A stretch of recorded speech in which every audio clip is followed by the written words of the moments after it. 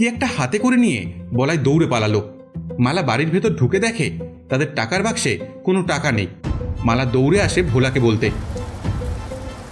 কি গো, আমি বলাইদাকে দেখলাম আমাদের বাড়ি থেকে কি একটা যেন নিয়ে দৌড়ে পালাচ্ছে। আমি ঘরে ঢুকে দেখি আমাদের টাকার বাক্সে টাকা নেই। সে কি, শিগগিরই আমার সাথে পুলিশের কাছে চলো।